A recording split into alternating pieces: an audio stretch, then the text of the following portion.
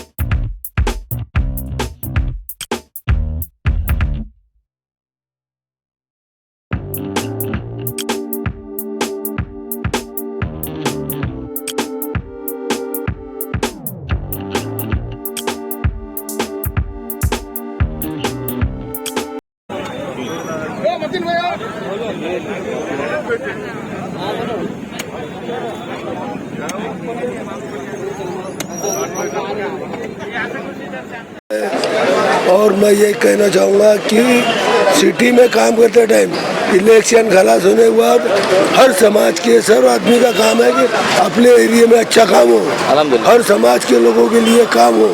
और उस तरह का आज शहर के अंदर काम हो रहा है।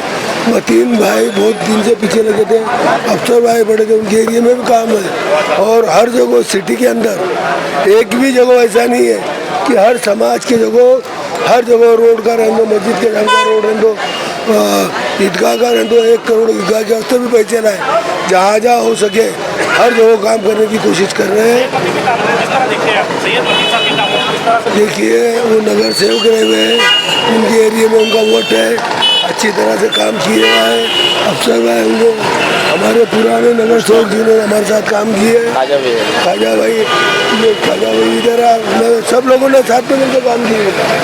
यहाँ एक बार चुन के आने के बाद हमारा पक्ष वगैरह नहीं रहता, हम सब मिल के काम करते, शहर का डेवलपमेंट अच्छा हो, इसके लिए हम सब काम कर रहे हैं। अल्हम्दुलिल्लाह, मैं सबसे पहले हमारे मध्य के लाड़के आमदार प्रदीप जायसवाल साहब का शुक्रिया तहे दिल से अदा करता हूँ कि उन्होंने ये टाउन हॉल से मक्के गेट के ताल्लुक से बड़ी जद्दोजहद की। मैंने उनको बोला था तो साहब ने उसमें जो है तो सीरियसली लेके उसको फर्स्ट प्रायोरिटी में लेने लगाए। और इसके बाद टीबी से हॉस्पिटल से लेके फसील का भी काम साहब के यादी में नाम है।